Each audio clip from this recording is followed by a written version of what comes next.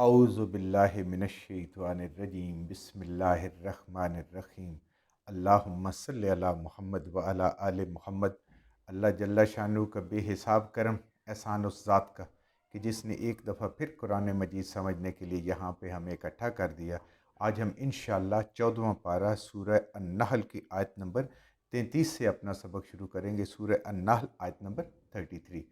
اعوذ باللہ من الشیطان الرجیم بسم اللہ الرحمن الرحیم حل ینظرون الا ان تأتیہم الملائکۃ او یأتی امر ربک کذالک فعل الذین من قبلہم وما ظلمہم اللہ ولکن کانوا انفسہم یظلمون۔ حل کیا نہیں، ینظرون انتظار کر رہے ہیں، اللہ اس بات کا، مگر ان یاتیہم الملائکۃ کہ آئیں ان کے پاس فرشتے۔ اللہ تعالیٰ مشرکین عرب کو اور اس کے بعد پھر آنے والی پوری انسانیت کو کہہ رہے ہیں کہ اللہ تعالیٰ نے نبی بھی بھیج دیے، کتابیں بھی بھیج دیں، قرآن بھیج دیا، اپنا آخری رسول بھی دنیا میں مبعوث فرما دیا۔ اب اور ہدایت کے لیے کیا چیز ہوگی جس کا انتظار کر رہے ہیں؟ اب ان کو اگر ہدایت نہیں آنی تو پھر اس کا مطلب ہے کہ وہ انتظار کر رہے ہیں، کیا وہ منتظر ہیں اس بات کی کہ ان کے پاس آئیں فرشتے؟ پیچھے بھی ہم نے پڑھا تھا کہ فرشتے آتے ہیں اللہ کا عذاب لے کر، اللہ کا حکم پورا کرنے کے لیے، یا فرشتے آتے ہیں انسان کے پاس اس کے موت کے لیے۔ تو کیا یہ اللہ کے عذاب کا انتظار کر رہے ہیں؟ تو پھر یہ مانیں گے، اس وقت ماننا کسی کام کا نہیں ہے، اس وقت ماننا اللہ کو قابل قبول نہیں ہے۔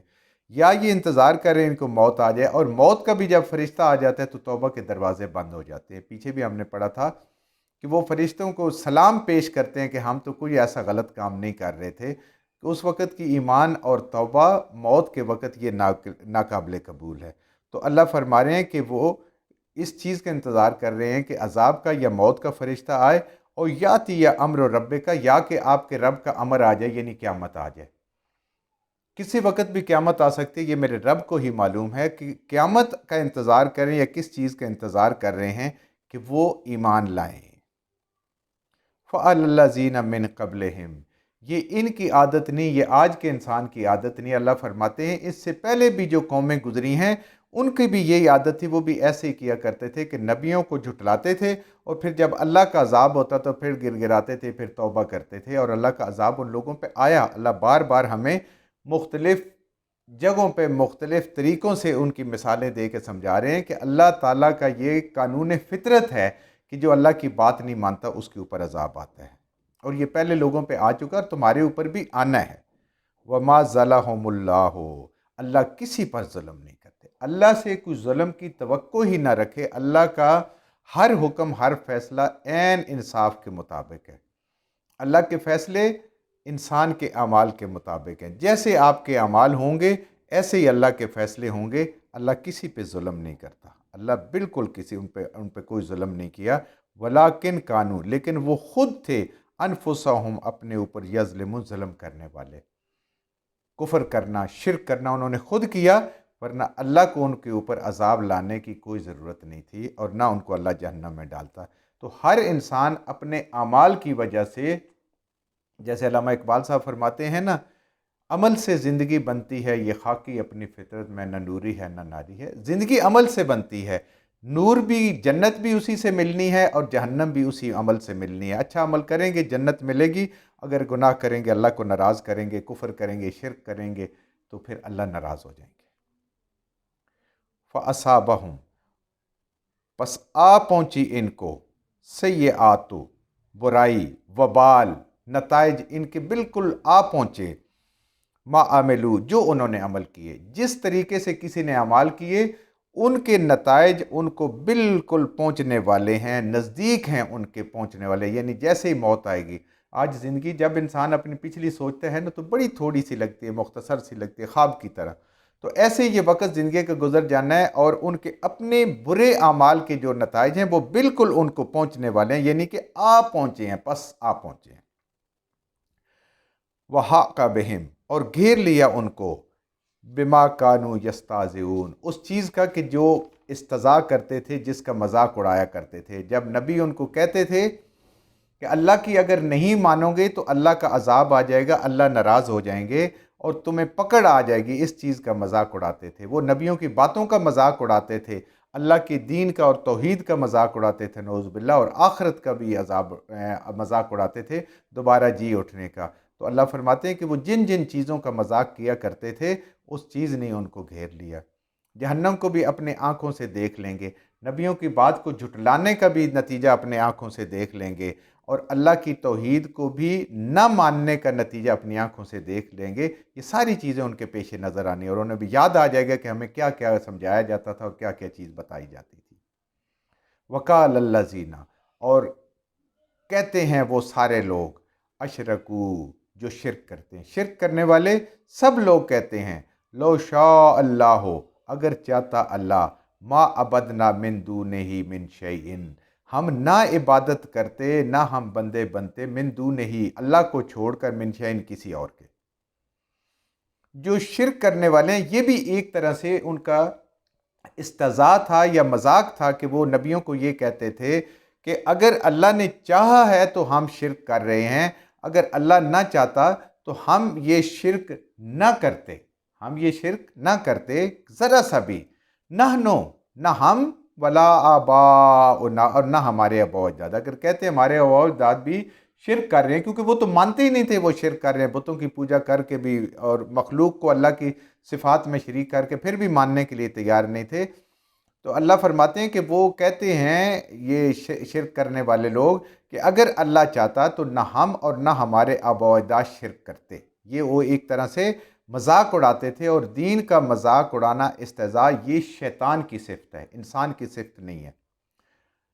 ولا حرمنا، اور نہ ہی ہم حرام ٹھہراتے، من دونہ، سوائے اس کے، من شیئن، کسی چیز کو بھی، یعنی جو اللہ نے حرام ٹھہرائی ہے اس کے علاوہ ہم کسی اور کو حرام نہ ٹھہراتے، یا اللہ نے جو حلال ٹھہرایا ہم اس کو بھی حرام نہ کرتے، اگر اللہ چاہتا تو کچھ بھی۔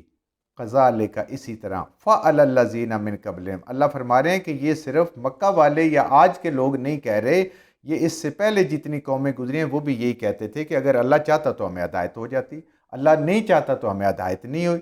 ان کا مطلب یہ ہوتا تھا کہ ہم پہلے ہی ہدایت پر ہیں، اگر ہم ہدایت پہ نہ ہوتے تو ہمیں ہدایت مل جاتی۔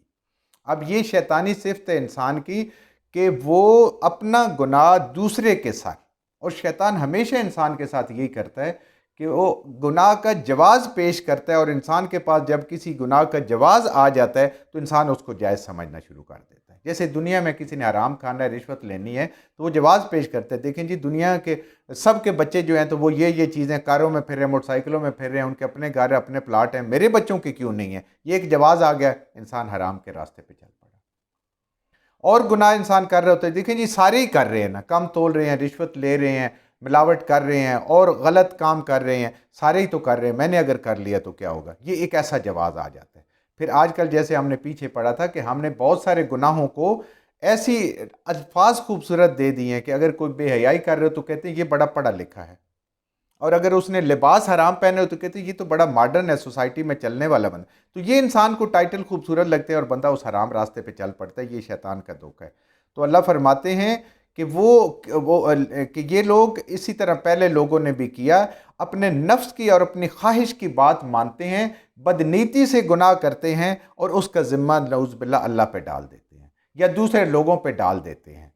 ہمیں تو بات سمجھ ہی نہیں ہے، بات سمجھ آ چکی ہوتی ہے لیکن کہتے ہیں کہ ہمیں بات سمجھ ہی نہیں آئی۔ آج دنیا میں دیکھیں، یہ جو ہومو سیکشول مردوں سے شادی کر رہے ہیں، عورتوں سے شادی کر رہے ہیں، یہ بھی اسی کا، ان سے پوچھے وہ کہتے ہیں ہمارے جینز میں ہی ایسا ہے۔ یہ صرف وہ نفسانی خواہش کو پورا کرنے کے لیے اور اپنے ایک ذہنی اختراع کو، شیطانیت کو پورا کرنے کے لیے یہ کہتے ہیں، ورنہ اللہ نے ہر انسان کو ایسے ہی بنایا جیسے ہے۔ ہاں کسی میں خواہش کم زیادہ ہے تو اللہ تعالیٰ نے اس کو اسی طریقے سے کنٹرول کرنے کا حکم دیا جیسے اللہ نے کہا، کیوں؟ جتنا کنٹرول کرے گا اتنا آخرت میں اللہ سے اجر پائے گا۔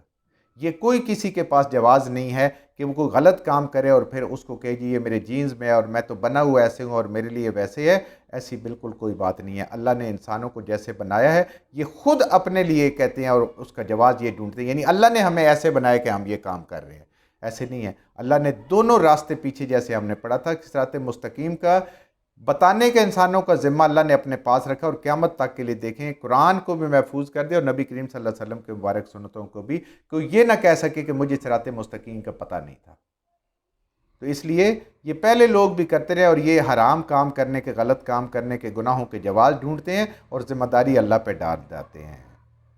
فَحَلْ عَلَى الرُّسُلِ إِلَّا الْبَلَاغُ الْمُبِينُ، میرے نبیوں کا کام ہے، اللہ فرماتے ہیں کہ میرے انبیاء کے اوپر، رسولوں کے اوپر یہ ذمہ داری ہے کہ بات کو واضح کر کے پہنچا دیں، بات کو پہنچا دیں۔ بات ابو جہل کو بھی پتہ تھی، ابو لہب کو، عتبہ شیبہ کو بھی پتہ تھی، اور مانتے تھے کہ محمد رسول اللہ صلی اللہ علیہ وآلہ وسلم کبھی جھوٹ نہیں بولتے، یہ جھوٹ کیسے بول سکتے ہیں؟ نہیں ماننا ان کی اپنی مرضی تھی۔ اب اس کا ذمہ جس پہ ڈالیں، خدا پہ ڈالیں، نبی پہ ڈالیں، یا جس کو ڈالیں، اصل ان کا اپنا نفس تھا جو ان درمیان میں رکاوٹ تھا، وہ ان کی اپنی برائیاں اور خباثت تھی جو ان کے درمیان میں رکاوٹ تھا۔ تو اللہ تعالیٰ فرماتے ہیں کہ میرے رسولوں کے ذمہ پیغام پہنچا دینا ہے، انہوں نے کسی سے زبردستی نہیں کرنی۔ جو کچھ ہم نے صحیح صحیح پڑھا اللہ ہمارے ذہنوں میں، دلوں میں بٹھا دے، جہاں جہاں پڑھتے ہوئے بولتے ہیں ہم سے غلطیاں ہوگی، اللہ میں معاف فرما دے، اور ان غلط باتوں کو ہمارے ذہنوں سے، دلوں سے اللہ کی ذات نکال دے۔